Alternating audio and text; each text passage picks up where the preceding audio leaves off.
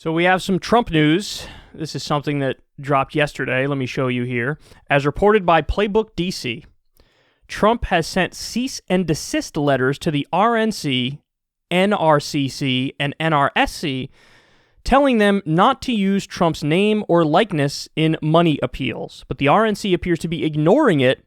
They sent out an email today asking supporters for money to defend Trump's policies.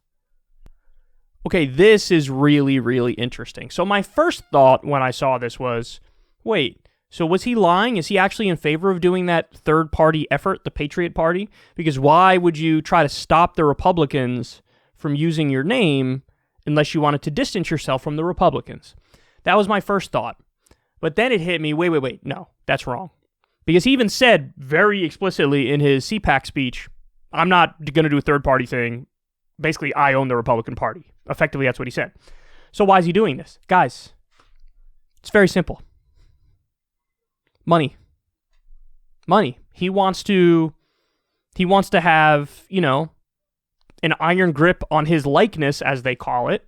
So he makes money for anything that sells that's basically the Trump brand. And when you have the Republican Party selling stuff that's all Trump all day long, he's not necessarily getting a cut of that. And he's still salty, don't get it twisted, at the number of Republicans. There were a bunch of them that were for impeachment and that are basically anti-Trump Republicans. People like Liz Cheney, people like Adam Kinzinger, people like the Lincoln Project folks. So that's why he did it. But funny enough, I mean, this is right in line with what Trump does and hides. Remember, after the election loss, he was sending out these panicked emails that were like, fund our fight, basically. Like, we're going to take this to court. We think the election is fraudulent. We're going to win this thing, but you need to donate now. We need small dollar donations in order to take this fight on and to win this fight and defeat Biden and basically get Trump a second term. And when you read the fine print of a lot of these emails, the overwhelming majority of the money was going to Trump and his campaign. You had to give over some preposterous number in order for any of the money to go towards actually fighting in court the election results. So, I mean, this classic Trump, man. Classic Trump. He's actually found a way to monetize being president in a way that goes above and beyond even others who were president. There was that other story that broke famously couple of years back about how he would divert military planes to Trump hotels and properties so that taxpayers can pay his companies.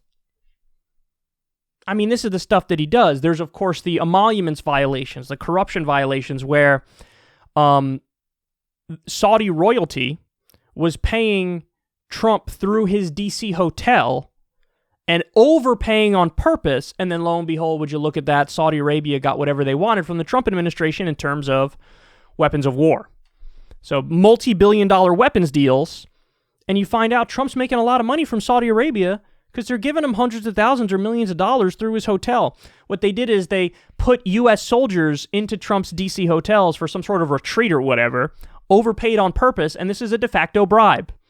Clear violation of the emoluments clause of the Constitution, which says that the president can't make money from foreign governments because then that's a giant conflict of interest. He's not going to work in the best interest of the American people. He's getting paid from foreign governments and doing their bidding.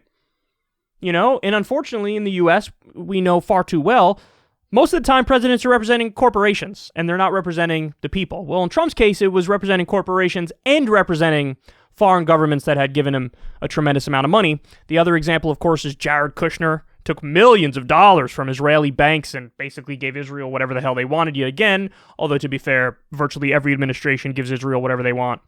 So, I mean, that's what's going on now. You can read this as part of the Republican Civil War and Trump weighing in on that fight. But really, I think the reality is it all comes down to Trump and money. And he doesn't want anybody selling stuff with his likeness on it because he wants a cut of that or he wants the whole damn thing.